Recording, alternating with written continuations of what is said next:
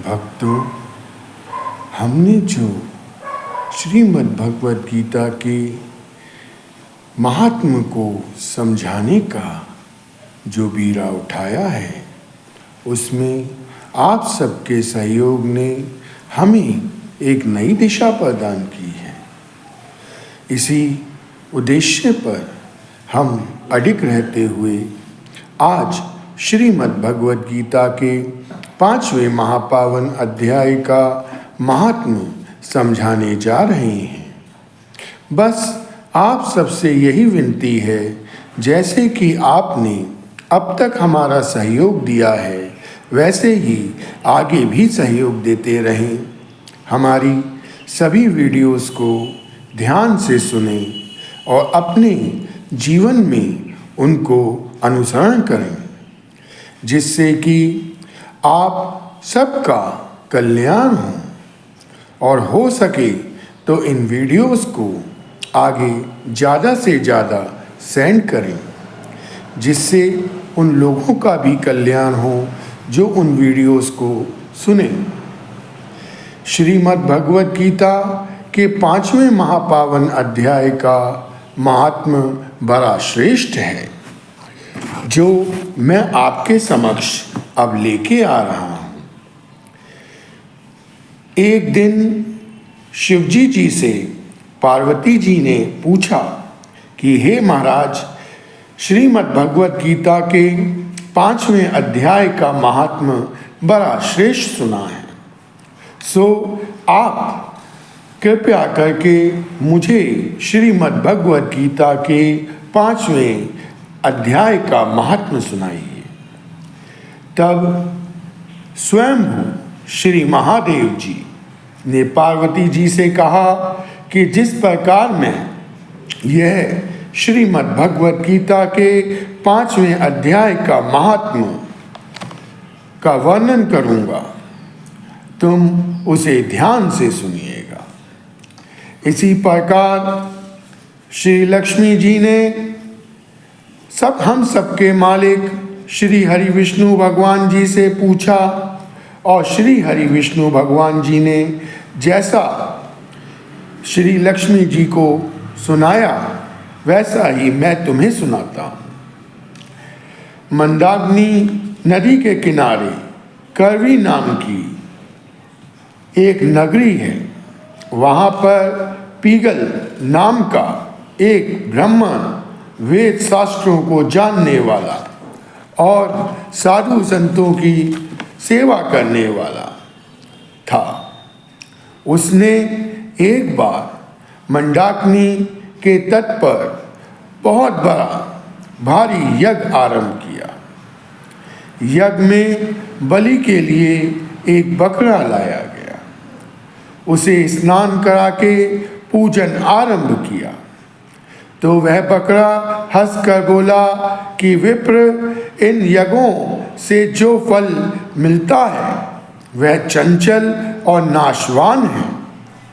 यज्ञ करने वाले की मोक्ष नहीं होती। बकरे का यह शब्द सुनकर यज्ञ में बैठे हुए सभी ब्रह्मा देवता आश्चर्य में पड़ गए। तब पिगल ब्रह्मा देवता जी हाथ जोड़कर बकरे से बोले कि आप अपने पूर्व जन्म का वृत्तांत हमें विस्तार से सुनाइए।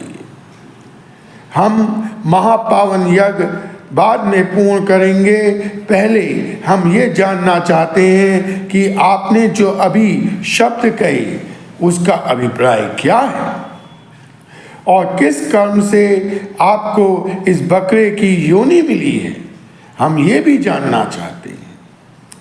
तब बकरा बोला कि मैंने ब्रह्मा के वंश में जन्म लेकर अनेकों यज्ञ किए।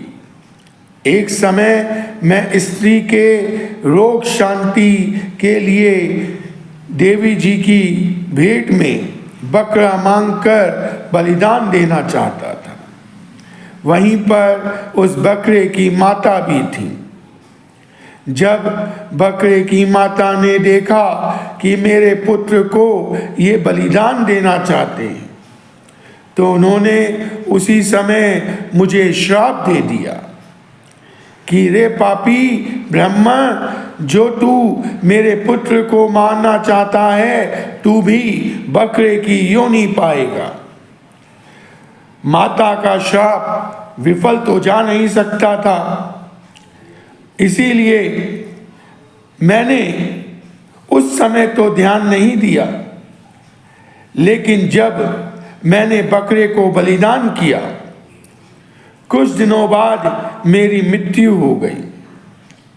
परंतु मुझे पूर्व जन्म का वृत्तांत अच्छी तरह से याद था कि बकरे की योनि को छोड़कर मैंने उसके बाद बंदर की योनि प्राप्त की और बंदर होकर इधर उधर नाचता फिरता था। बंदर की योनि से मुक्ति पाने के बाद मुझे कुत्ते की योनि मिली। एक दिन भूख से व्याकुल होकर एक बालक को मैंने काट लिया। उस बालक के पिता ने उस अपराध में मुझे ऐसा मारा कि मैं वहीं मर गया। फिर मुझे घोड़े का जन्म मिला। एक समय मेरा मालिक तीर्थ यात्रा के लिए जाने लगा तो मुझे दूसरे के हाथ बेच दिया। वह मुझे पेट भर खाने को नहीं देता था। एक दिन जल पिलाने के लिए वह तालाब में ले गया, तब मैं वहाँ कीचड़ में फंस गया। मेरे मालिक ने निकालने के लिए बहुत प्रयास किया, बहुत उपाय किया, परंतु मैं कीचड़ से बाहर नहीं निकल सका और वहीं मेरी मृत्यु हो गई। अनेक प्रकार की यातना व योनियों से दुख भोग कर मैंने पुनः बकरे की योनि प्राप्त की। मुझे इस यज्ञ में तुम बलिदान करो तो मेरे पूर्व जन्म के सब पाप दूर हो जाएंगे। मैंने कुरुक्षेत्र में एक राजा का काल पुरुष दान करते समय श्रीमद् भगवद गीता के 5वें अध्याय को सुना है। उसके प्रभाव से ही मुक्ति हो जाएगी। तब श्री ब्रह्मा देवता जी ने उस बकरे से पूछा कि तुमने ऐसी घोर योनियों को पाकर किस उपाय से उनका निर्वाह किया। बकरे ने कहा, श्री ब्रह्मा देवता जी, जिस समय मैंने श्रीमद् भगवद गीता के 5वें अध्याय को सुना, तभी से मेरा दुख जाता रहा। अब मेरे मुक्त होने का समय आ गया है। ये हाल जानकर श्री ब्रह्मा देवता जी ने बकरे से श्रीमद् भगवद गीता के 5वें अध्याय को ध्यान से सुना। बकरा अपनी योनि से मुक्त हो गया। हम सबके मालिक श्री हरि विष्णु भगवान जी के महापावन लोक से एक वाहन पृथ्वी पर उतरा और बकरा देवदेही प्राप्त करके श्री हरि विष्णु भगवान जी के महापावन धाम को चला गया। श्री ब्रह्मा देवता जी ने भी अपना यज्ञ को पूरा करके एक शपथ खाई कि अब मैं अपने जीवन में श्रीमद् भगवद गीता के 5वें महापावन अध्याय को प्रतिदिन किया करूँगा।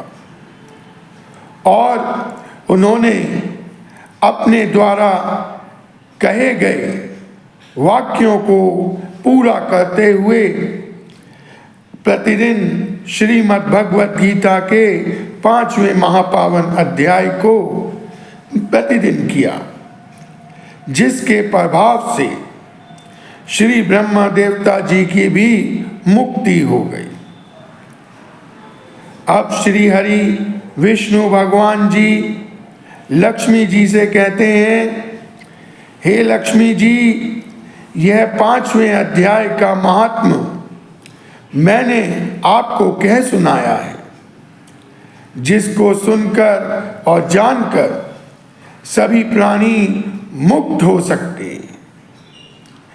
अगर कोई व्यक्ति प्रतिदिन 5वें महापावन अध्याय को करेगा तो वह इस अधम योनि से मुक्त होकर देव योनि पाएगा। और यहीं पर 5वें महापावन अध्याय का महात्म पूर्ण होता है।